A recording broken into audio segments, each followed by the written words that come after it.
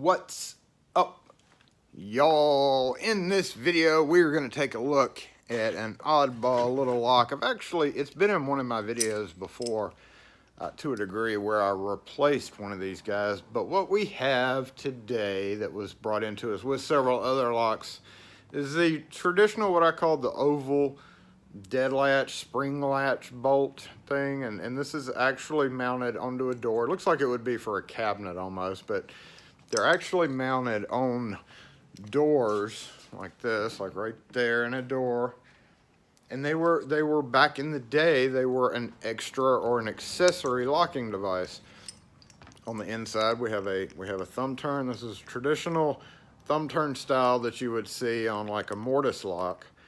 But yeah, what it is it's a spring latch, and the tailpiece of each side goes into a side of the spring or dead. They're spring latches. I don't think they had the dead latch part of it, but they were just an accessory lock, kind of like a deadbolt, but not. So there were kind of two different ones of those. Dexter made one that uses a small pin cylinder, and those have special spacing. They look like a DE6 blank, but they're actually a miniature version of it, and they use a pin style tumbler system in there.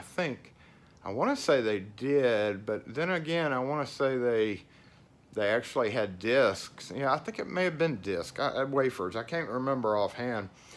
This is not that. I've already checked it with that DE. I think it's the DE1 key blank. I've already checked it with that. So if you run across these, just so you know, they're not all going to be using what the key I think this is. Come over to Dexter right here. We've got the DE6, which is the standard full-size key. But then you have this little guy right here, and it's the DE1. And this looks just like that, but a little bit smaller. And this blank was actually used on a lot of these. It is not. Key's too big for the cylinder. So we're going to look in the keyway and see that it looks like your standard, your standard wafer lock that you would see on a cabinet or anything else. Flip it over on the back, and then we can see that this pushes down in, and you've got this little retention ring. If you've ever taken a safe head, a drop-in safe head apart, that uses this same kind of little ring. Also, y'all have seen different, there are different applications that use a little spring tension ring like that, like Medico inner caps for their double cylinder deadbolts.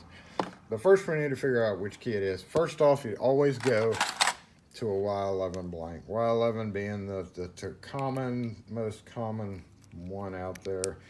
That is not it. So now I'm going to go up here to my rack and try a Y13. Hey.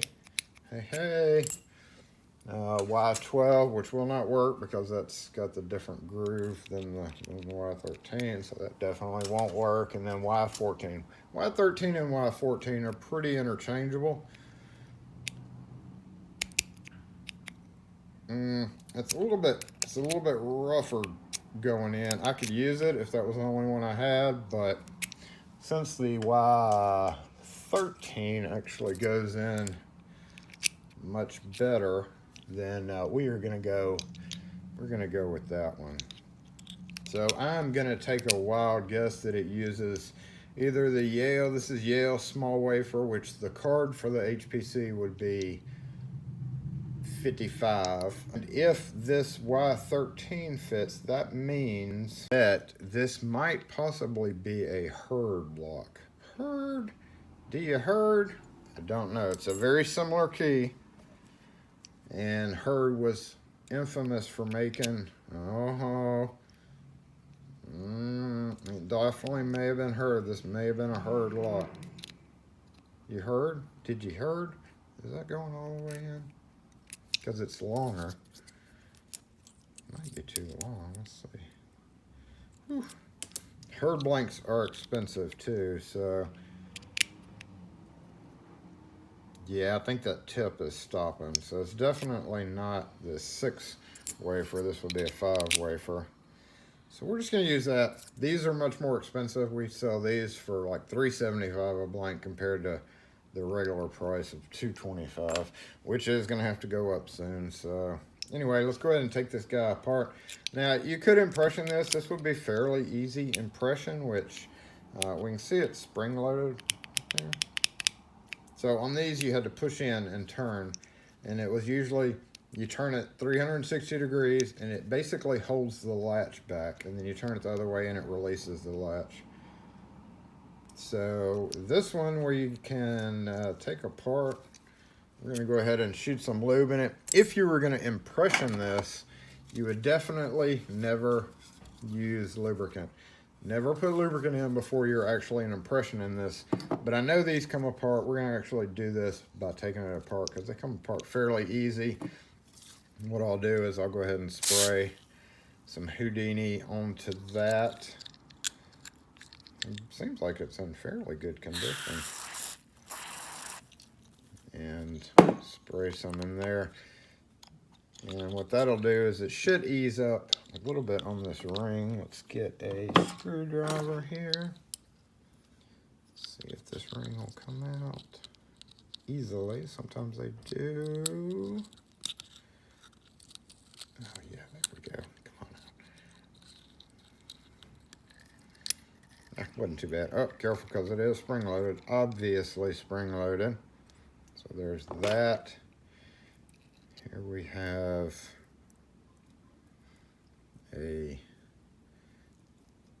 another spring, the tailpiece, and this little plate with 2 notches. Bet you those, nope. Okay, so that notch should go into there. Yep, so when you push in, okay, I see what's happening. There's a block. If you see the block right here at the top, let's go ahead and move this extra. Kind of a lame spring, but you see this block at the top of that? When you push in, it lets that cam go over it and it lets it turn. So we have an obvious screw right there. So let's go ahead and take that screw out.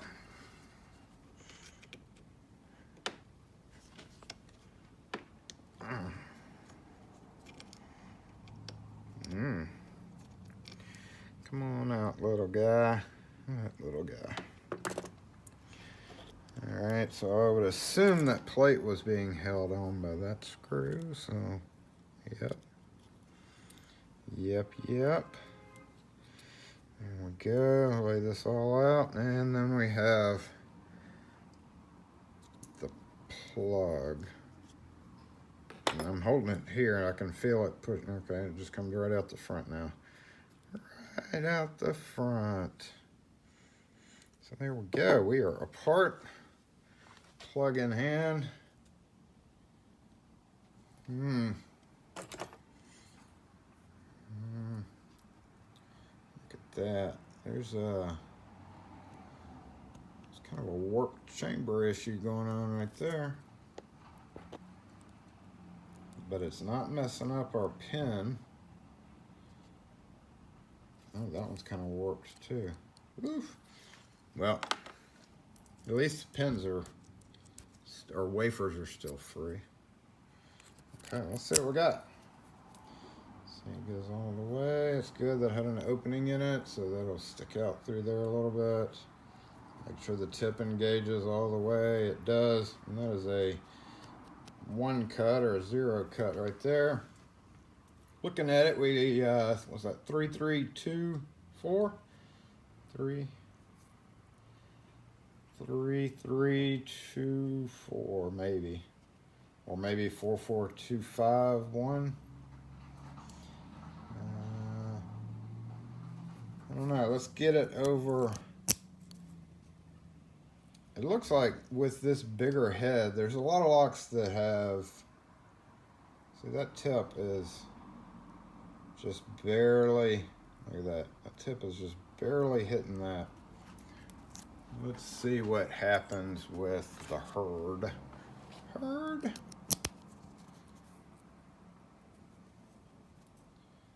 Tip comes out further, but it should go through. Should go through the plate just like that.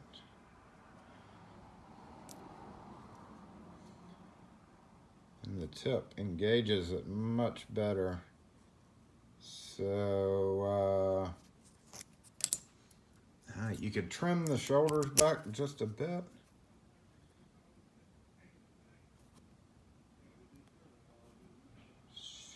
Don't know, it's just barely contacting it. It's, in fact, it's right there on the edge. So this actually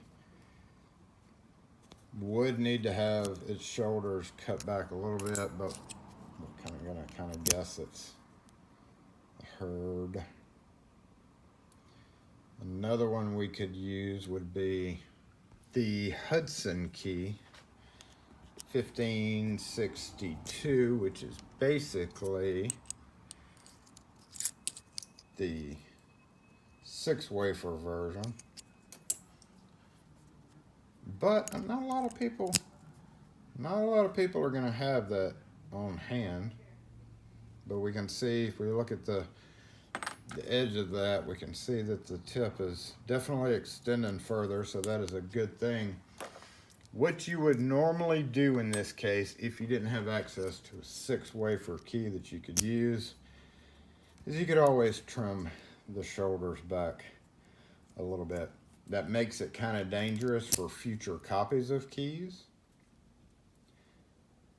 to the uninformed. So if they took this key to like the hardware store or something, it wouldn't cut right because they'd be indexing it off the shoulder, which is moved back, and it would throw the cutting off. So that is kind of, quote, dangerous to do. But in this case, even though I have the appropriate blanks, we're going to go ahead and roll with that. That's what we're going to do. And it'll be a future problem for somebody. We'll just tell the customer, you better get all the keys that he needs. Or I could just use the Hudson blank.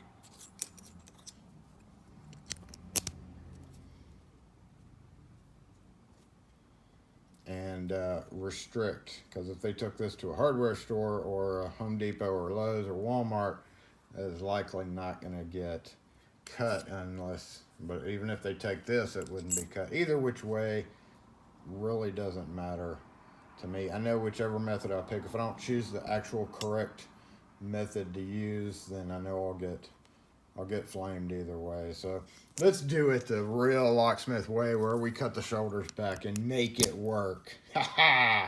So to do that, I'm just going to go ahead and clamp a couple of these keys up. I only brought one with me, but I'm going to clamp a couple of them up. And go ahead and trim, and I'm doing that with a wheel that has a flat. So we have, one reason I love this machine is because you have a 90-degree angle compared to a double bevel key, and that lets you cut these shoulders back freehand pretty well.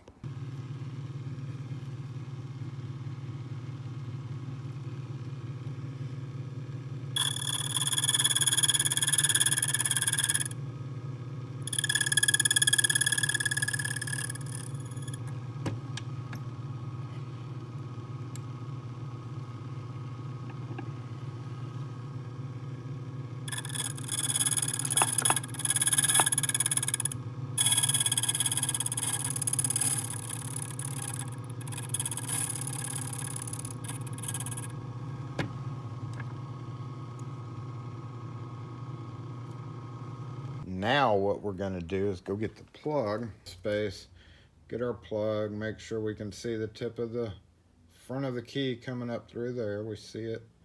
And then basically we are going to line it up and pretend like it's a 6-cut key, because you see this big old front right here, that's taken up where the number 1 wafer would be. So basically, whatever card we choose is probably going to end up being this being the 6th cut, and we're just going to ignore the 1st cut. So we're going to go Y55.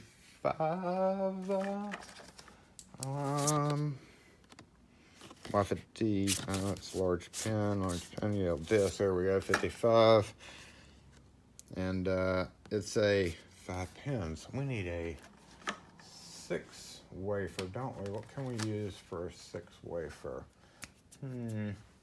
Hudson all small, nope. Chicago, not really. Okay, we're gonna try. Well, let's see what happens here. Let's just go ahead and put this in and see what happens by lining it up on our new shoulder. If we go to 5, yeah, it lands on 5 still. So what we're gonna do, just figured I'd show you this closer. 5 is landing right there. So if we just move this into a fictitious 6 position, right about there. It's right there on the tip, which is actually a no cut anyway. So what we need to do is just basically start at 2. I could knock that out. So 2. That puts it, yep, a little bit forward. So now we're gonna cut, what did I say, 3, 3, 2.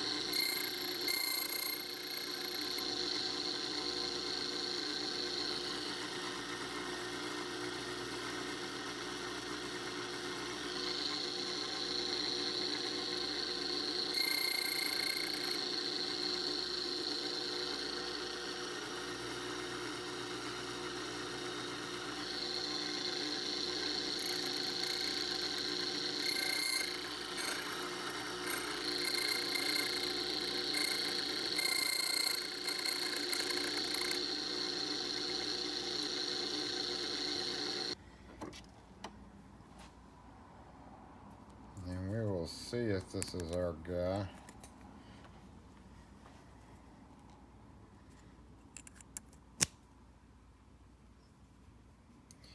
Oh, those are sticking up a little. Looks like our 2 has landed perfectly. Almost perfectly. We could maybe go back just 3.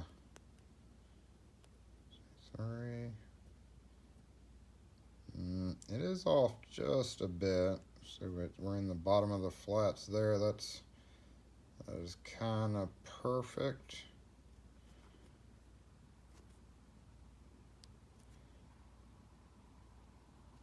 And if we push it all the way forward, oh, it's okay. So what we can do to correct this is go backward just a bit.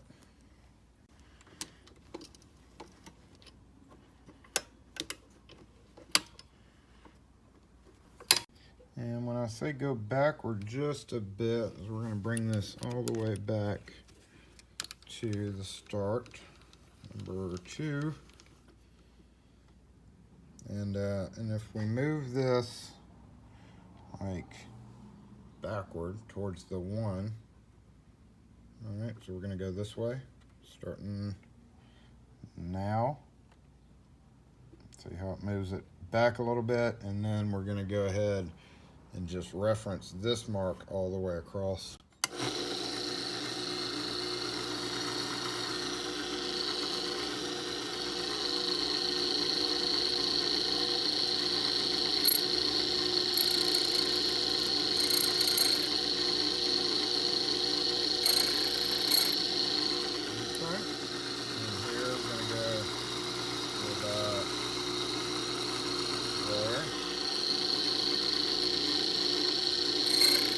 Kind of wide wide cut, but that's okay.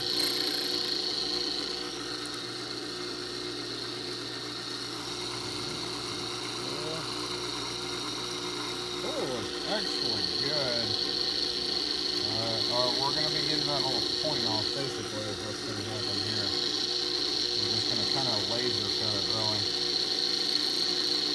And then stop on it, and then we're going to go back and took off that little point right there.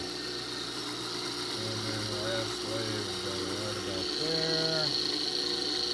Yep, and then it's going to go down just a bit. That should put our key right. Check it in the plug. Get off there. Perfect. Perfect. That two's still a little high. Let's see what it does in the housing.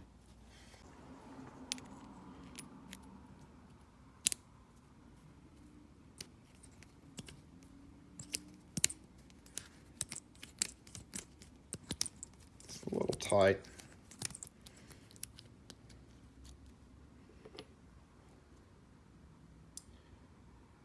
Probably is that two. Let's go ahead and knock him down just a bit.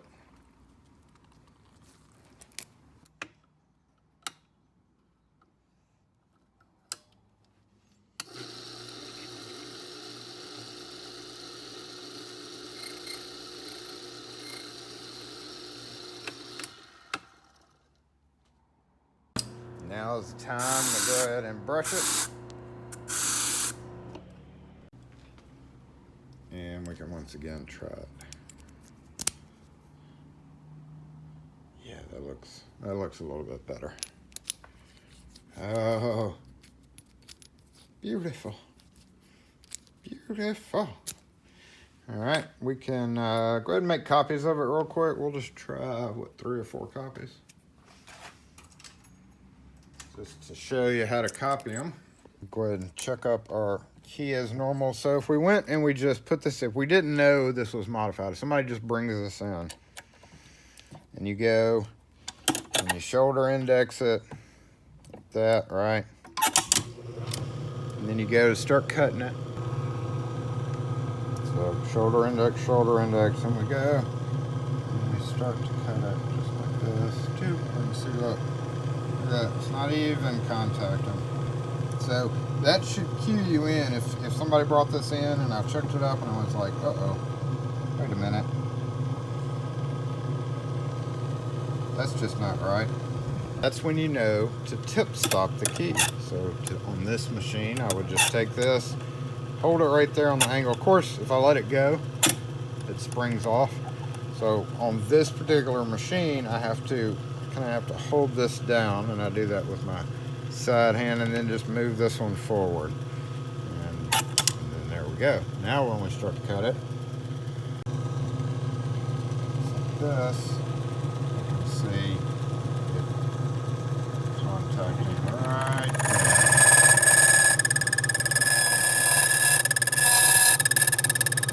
And then hits the shoulder and cuts it away.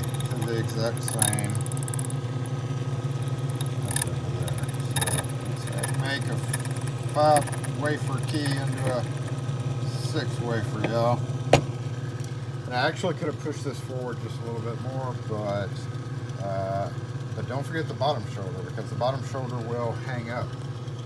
So as you copied that key and realized it was off, then you always check for the presence of a bottom shoulder. Hold it up, and then we know that somebody has come along and modified this key to something else, and we need to take that off. On this machine, again, I could freehand that. Which one is it? Right here. Or I could just flip it upside down, clamp,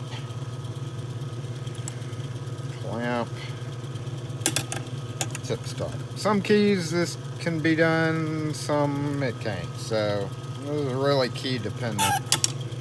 But and again,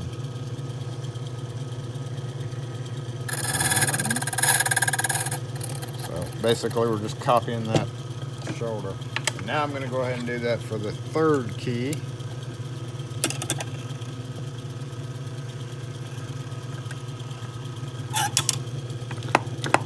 Nope.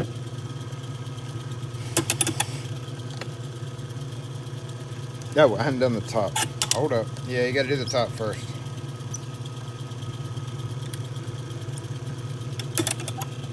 Stop, stop, stop. And actually, I'm just going to boost this one up just a bit more. Yeah.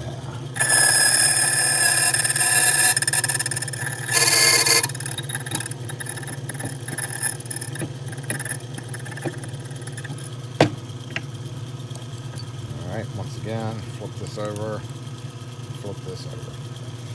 So again, this is just one way to make it work as a locksmith. If you didn't have access to the Hurd keys, or if you didn't have access to a 6-wafer version of a key that would work in it, then this is what you do.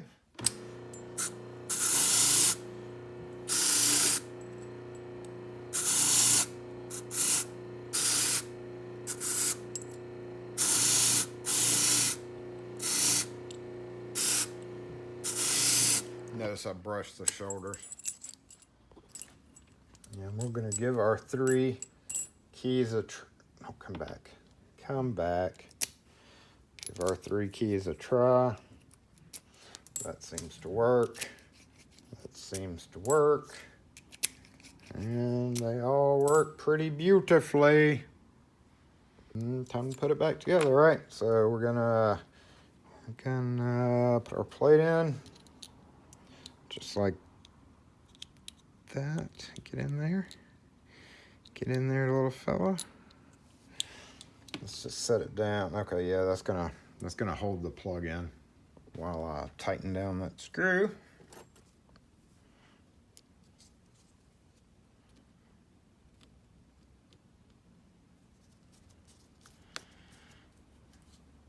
Give it a good snug tighten down, and then we have this. That guy just balanced there. It's just kind of weird. And then just put this in. Yep, no biggie. No biggie. And then this guy holds that in. Should just be able to snap it into place. There we go. Doop, doop. Make sure it's snapped in all the way around. Looks like it is. Yep. And then try our key. Boom. Push in. Turn. And 360-degree turn.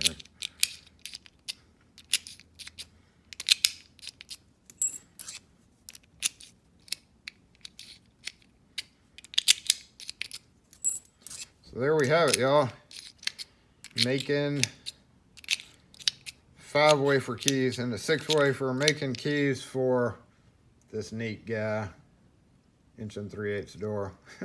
It's got the stampings on the tailpiece. Most of these were 1 3/8 doors. But that's it.